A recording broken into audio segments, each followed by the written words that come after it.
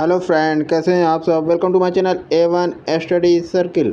तो फ्रेंड, जैसा कि आप लोग जान रहे हैं कि अपने चैनल पर हम यूपी बीएड जो 6 जुलाई के एंट्रेंस एग्ज़ाम होने वाला, उसी संदर्भ में पिछले 5 सालों के जो भी यूपी बीएड के एंट्रेंस एग्ज़ाम हुए हैं अब तक 2021, 2020, 2019, 2018, 2017, इन साल के जितने भी पेपर हुए हैं सब पेपरों को सेट करा रहे हैं। ठीक है, तो सॉल्व करा रहे हैं अपने चैनल पर। तो फ्रेंड, अभी तक हमने 2021 का, 2020 का, 2019 का पेपर कंप्लीट, इसका सॉल्यूशन हमने वीडियो बना दिया है, अपने चैनल पर डाल रखे हैं। आप हमारे चैनल पर जाकर इसको देख लीजिएगा।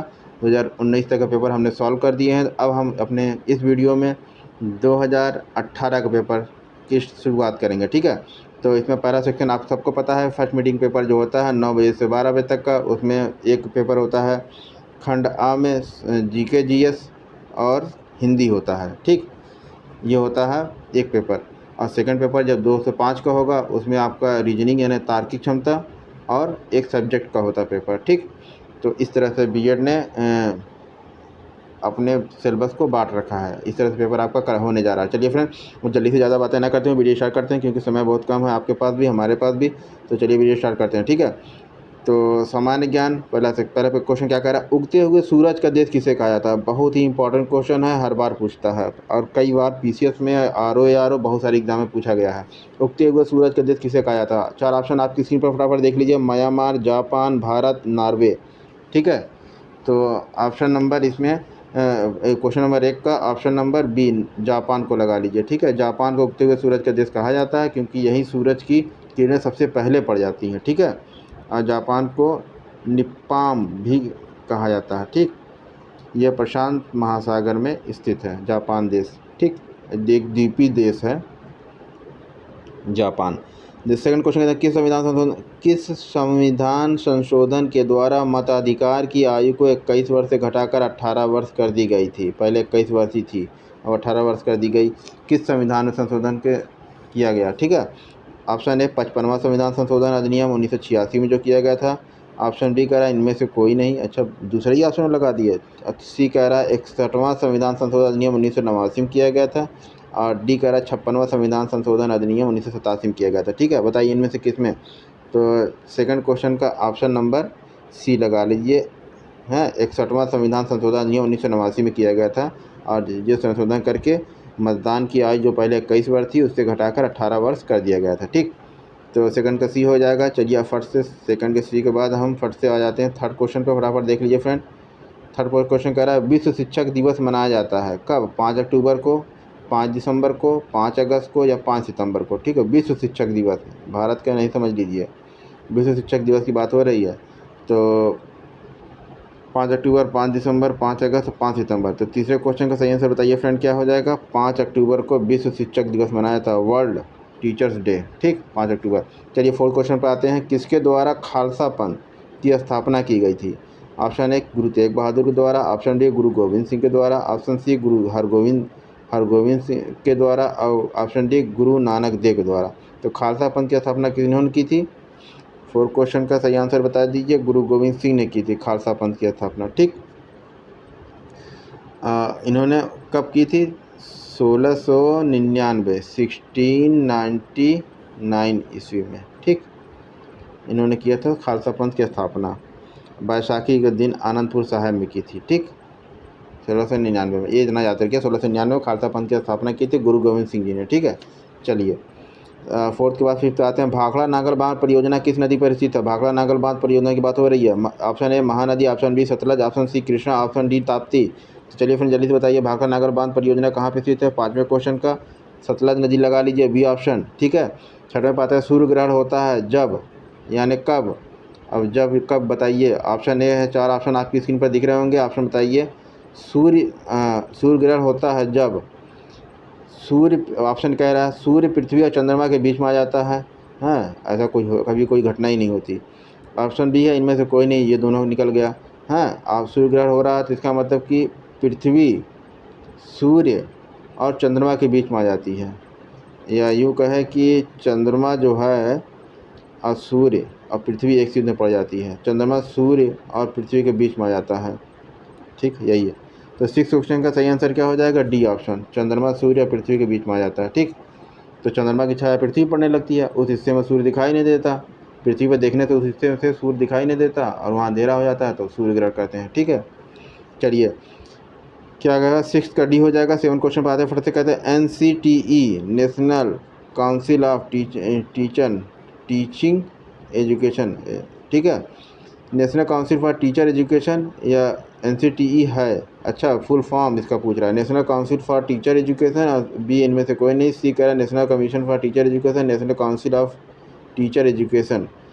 तो बताइए ए और डी में से कोई एक होगा। ठीक है, तो 7th क्वेश्चन का सही आंसर बताइए क्या हो जाएगा, national council for teacher education NCTE। ठीक है, national council for teacher education, A option सही है। ठीक है, 7th का ए ऑप्शन लगा दिए फ्रेंड फट से। और अब आगे बढ़िए 8 पे, जैनवाद के अनुसार कितने तीर्थंकर है। जैन धर्म में जैनवाद के अनुसार कितने तीर्थंकर है। Option A 24, option B 25, option C कह रहा है 20, ऑप्शन डी कह रहा है कि 22। तो 8वें क्वेश्चन का ए आंसर 24 तीर्थंकर हुए हैं जैन धर्म में। ठीक, चलिए, और ये 24वें तीर्थंकर थे भी महावीर स्वामी, जो कि बहुत ज़्यादा फेमस भी हुए। तो 8वां क्वेश्चन कंप्लीट हुआ, ए ऑप्शन सही है। 9वें क्वेश्चन बातें बराबर देख लीजिए फ्रेंड, थोड़ा समय कम है इसलिए थोड़ा फास्ट चल रहे हैं, इसके लिए आप हैं तैयार हो जाइए। 9वां क्वेश्चन कह रहा है चूना पत्थर परिष्कृतिकरण है, क्या कहते हैं, प्रोसेसिंग। ठीक, चूना पत्थर परिष्कृतिकरण के बाद, ठीक है, रूपांतरित या परिष्कृत या प्रोसेसिंग के बाद, ठीक है, चूना पत्थर परिचित होता है किसमें, मार्बल में, क्वार्ड में, ग्रेनाइट में या स्लेट में। चूना पत्थर जब प्रोसेसिंग हो जाती है उसके बाद ये परिवर्तित किसमें हो जाता है। 4 ऑप्शन आपकी स्क्रीन पर है, मार्बल है, क्वार्ड है, ग्रेनाइट, स्लेट। तो 9वें क्वेश्चन का सही आंसर बताइए, फट से आगे बढ़ जाइए, मार्बल में जब, ठीक है, चूना पत्थर से मार्बल बन जाता है। तो अब बढ़ते हैं 10वें क्वेश्चन पर, फटाफट देख लीजिए उसको। 10वां क्वेश्चन क्या कह रहा है, जल्दी से आइए उस पर। क्या कह रहा है 10वां क्वेश्चन, एक बैंक शेड्यूल बैंक कहलाता है, कब कहलाता है, यदि ऑप्शन ए कह रहा है यह एक नामीकरण हो जो कभी कभी सरकारी एवं सहकारी बैंकों के लिए प्रयुक्त किया जाता है। बी कह रहा है इनमें से कोई नहीं। अच्छा, सी ऑप्शन कह रहा है यह 1969 एवं उसके बाद घोषित राष्ट्रीयकृत बैंकों की सूची में है, ठीक है, वो शेड्यूल बैंक होगी। और डी कह रहा है ये RBI एक्ट 1934 की द्वितीय अनुसूची में शामिल है, ठीक है, RBI एक्ट की द्वितीय अनुसूची में शामिल है। ठीक, तो वही बैंक शेड्यूल बैंक कहलाएगा। तो 10वें क्वेश्चन का सही आंसर बता दीजिए क्या हो जाएगा फटाक से। ये 1934 की दूसरी सूची में, उसी बैंकों को 1934 की दूसरी अनुसूची में शामिल होती है, वही बैंक शेड्यूल बैंक कहलाती है। ठीक, डी ऑप्शन सही है 10वें का। 11वां क्वेश्चन देखिए क्या है, भारत का राष्ट्रपति राज्यसभा के लिए कितने सदस्य मनोनीत कर सकता है। भारत का राष्ट्रपति राज्यसभा के लिए, बहुत ही इंपॉर्टेंट क्वेश्चन है, बहुत ही फेवरेट क्वेश्चन है। ठीक है, तो आप 4 ऑप्शन आपकी स्क्रीन पर देख रहा होगा फ्रेंड, थोड़ा सा हम इसको और जूम बढ़ा दें, आपको दिख जाए ठीक से। हाँ, तो ऑप्शन नंबर ए कह रहा है 12 सदस्य, ऑप्शन बी कह रहा है 15 सदस्य, ऑप्शन सी कह रहा है 6 सदस्य, ऑप्शन डी कह रहा है 9 सदस्य। तो भारत का राष्ट्रपति राज्यसभा के लिए अधिकतम 12 सदस्य को मनोनीत कर सकता है, ये ऑप्शन सही है। 12वें पे आते हैं, किस क्षेत्र में बुकर पुरस्कार जीता जाता है। हाँ, बुकर पुरस्कार किसमें, मान बुकर पुरस्कार। ऑप्शन ए कथा साहित्य यानी फिक्शन राइटिंग, ऑप्शन बी साहसिक कार्य के लिए यानी एडवेंचर के लिए, ऑप्शन सी कह रहा है विज्ञान यानी साइंस के लिए, ऑप्शन डी कह रहा है औषधि यानी मेडिसिन के लिए। तो बुकर पुरस्कार जो होता है, मैन बुकर पुरस्कार जीता जाता है ऑप्शन नंबर 1 कथा साहित्य के लिए। ठीक है, 12th क्वेश्चन का ए ऑप्शन। ठीक, तो और इसकी स्थापना कब हुई थी मैन बुकर पुरस्कार देने की। हाँ, बुकर पुरस्कार, तो इसकी स्थापना होती है 1969 में, बुकर मैकोलन ने, ठीक है, के पुरस्कार के रूप में इसकी स्थापना की गई थी 1969 में। हाँ, बुकर मैकोलॉन,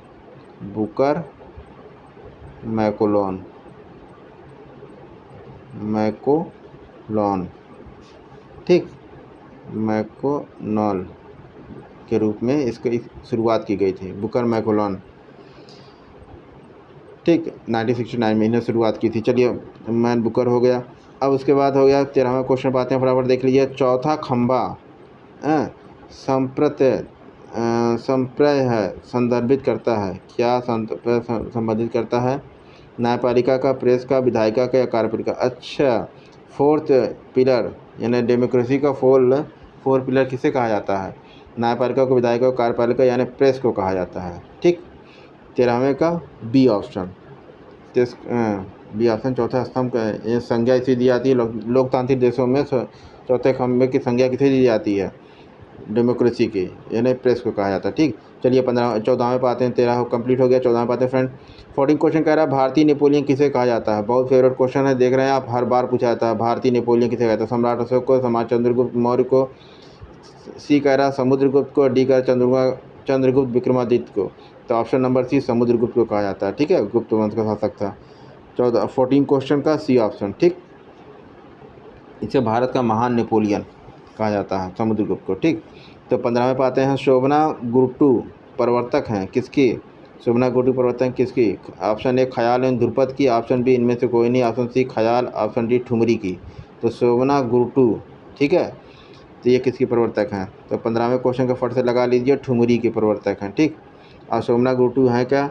इनका मूल नाम भानुमती शिरोडकर था।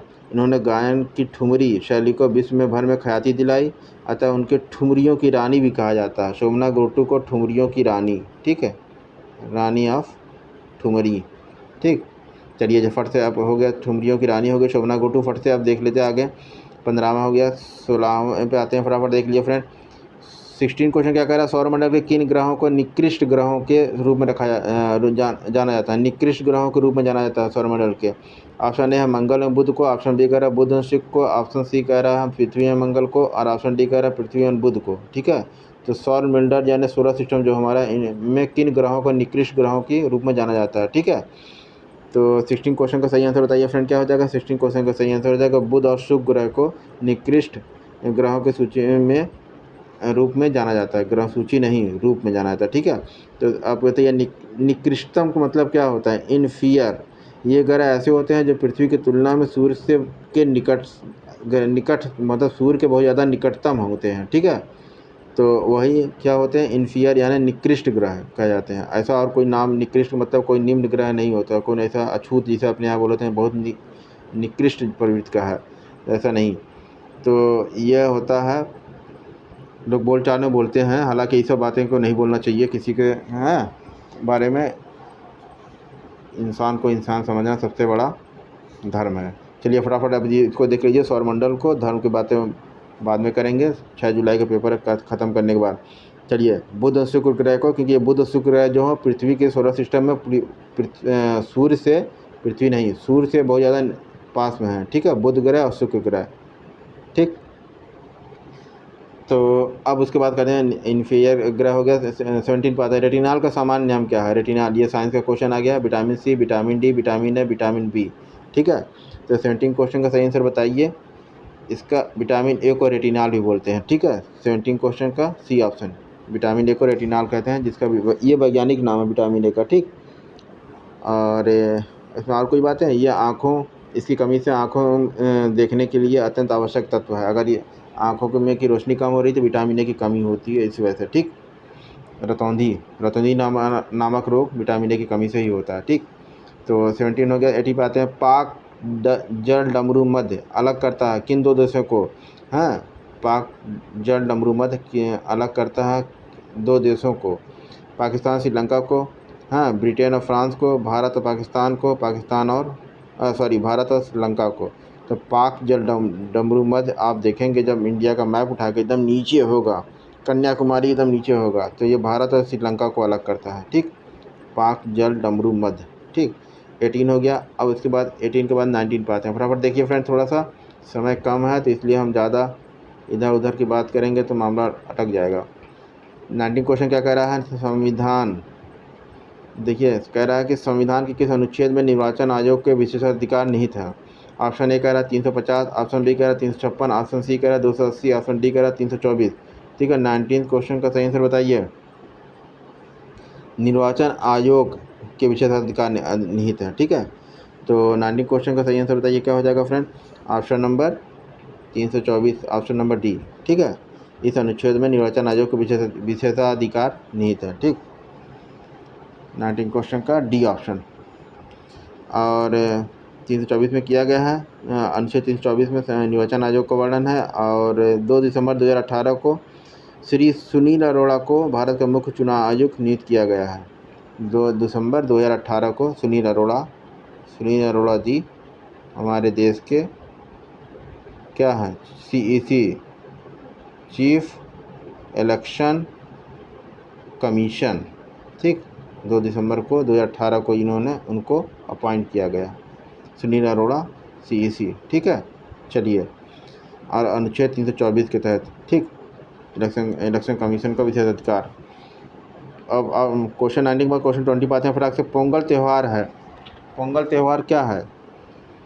ऑप्शन एक क्या है, नहीं कहाँ का है, ठीक है। तमिलनाडु का है कि पश्चिम बंगाल का है कि असम का है कि केरल का है पोंगल? तो चलिए 20वें क्वेश्चन का सही आंसर बता दीजिए, तमिलनाडु का है, ठीक। और ये पोंगल जो त्यौहार होता है, ये तमिल हिंदुओं का एक प्रमुख त्यौहार है। ये हर साल 14 से 15 जनवरी को मनाया जाता है, ठीक है। फसल कटाई का उत्सव होता है, उसी को पोंगल त्यौहार मनाते हैं, ठीक है, बेसिकली। और 21वें पे आते हैं, फटाफट देख लेते हैं। 21 क्वेश्चन क्या कह रहा है कि वर्ष 2014 में भारत का कौन सा राज्य 29वां राज्य बना 2014 में? हैं, ऑप्शन ए तेलंगाना, बी कह रहा है इनमें से कोई नहीं, सी कह रहा है उत्तराखंड, डी कह रहा है छत्तीसगढ़। तो ये ऑप्शन लगा लिए, तेलंगाना 2 जून 2014 को भारत का 29वां राज्य बना तेलंगाना, ठीक। इसकी राजधानी कौन? हैदराबाद। चलिए वहाँ 21वें बाद 22वें बात है, जापान की संसद का नाम क्या है? जापान की संसद का नाम क्या है? ऑप्शन ए है शोरा, बी है मजलिस, सी है डायट और डी है नेसेट। तो 22वें क्वेश्चन का सही आंसर क्या हो जाएगा फ्रेंड? डायट जापान की संसद को कहते हैं, ठीक। और 23वां क्वेश्चन, अच्छा जापान की संसद ये हो गया, ठीक है, सी ऑप्शन। और मजलिस कहते हैं शायद वहाँ की, ईरान की। और शोरा और नेसेट आप बताइए कमेंट करके हमें, ठीक है। जापान की संसद को शोरा, पाकिस्तान की संसद को शोरा कहते हैं और ईरान की संसद को मजलिस कहते हैं, ठीक है। ईरान की मजलिस बता ही दिए थे, हाँ।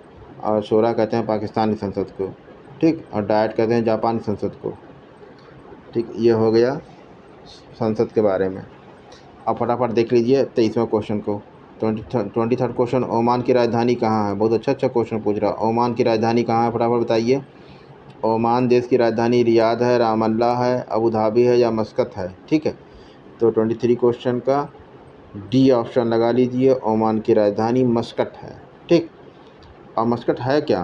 अरब प्रायद्वीप में पूर्वी दक्षिण में स्थित एक देश है ओमान, है, और जिसकी राजधानी मस्कत है। दक्षिणी पूर्व दक्षिण पूर्व, ठीक है, स्थित एक देश है अरब। चलिए फ्रेंड 23 क्वेश्चन यहाँ कंप्लीट हो गया। 24वां देख लीजिए, बिहू का मुख्य त्यौहार है। 24वां कह रहा है बिहू का मुख्य त्यौहार है क्या? Option A Assam, option B Gujarat, option C Orissa, option D Paschim Bangal, ठीक। तो बिहू का मुख्य त्यौहार है असम, गुजरात, उड़ीसा, पश्चिम बंगाल। चलिए 4 ऑप्शन आपकी स्क्रीन पे है, फटाफट बताइए 24वें का सही आंसर क्या हो जाएगा? असम का त्यौहार है बिहू, ठीक। आपने बहुत बार पढ़ा होगा। चलिए 25वां क्वेश्चन पे आते हैं। 25 क्या कह रहा है? भारत के संविधान के अनुच्छेद, किस अनुच्छेद में मौलिक कर्तव्यों का वर्णन है, ठीक। भारत के संविधान के अनुच्छेद में मौलिक कर्तव्यों का वर्णन है। तो 4 ऑप्शन आपकी स्क्रीन पर, बताइए वो कौन से अनुच्छेद हैं जिनमें मौलिक कर्तव्यों का वर्णन है। ऑप्शन ए कह रहा है 29, ऑप्शन बी कह रहा है 51A, ऑप्शन सी कह रहा है 12 यानी 12, ऑप्शन डी कह रहा है 15। तो कौन से अनुच्छेद में मौलिक कर्तव्यों का वर्णन है ये आपको बताना है। तो हम बता दे रहे हैं ऑप्शन नंबर बी 55A, ठीक। ये है, इसमें मौलिक कर्तव्यों का वर्णन है, ठीक। 25 क्वेश्चन का बी ऑप्शन लगा लीजिए, ठीक है। तो चलिए फ्रेंड 25 क्वेश्चन यहाँ पे हमारे कंप्लीट हो गए। तो फ्रेंड अब हम अपने वीडियो को यहीं पर आज विराम करते हैं, स्टॉप करते हैं, क्योंकि वीडियो लंबा हो जा रहा है और थोड़ी तबीयत भी आज सही नहीं लग रही है। तो वीडियो कैसा लगा फ्रेंड कमेंट करके हमको जो बताइएगा। वीडियो अगर पसंद आए तो इसको लाइक कीजिए, चैनल पर नया है तो इसको सब्सक्राइब कीजिए और बेल आइकन को भी प्रेस कर लीजिएगा, क्योंकि इस तरह के जो भी वीडियो हम बनाएं वो आपके पास बैक टू बैक पहुँचता जाए और आप उससे अधिक से अधिक लाभ उठा पाएँ, ऐसी हम कामना करते हैं और अपेक्षा करते हैं। तो चलिए फ्रेंड हमारी आपकी अब मुलाकात होगी नेक्स्ट वीडियो में। बाय बाय, टेक केयर, जय हिंद, जय भारत।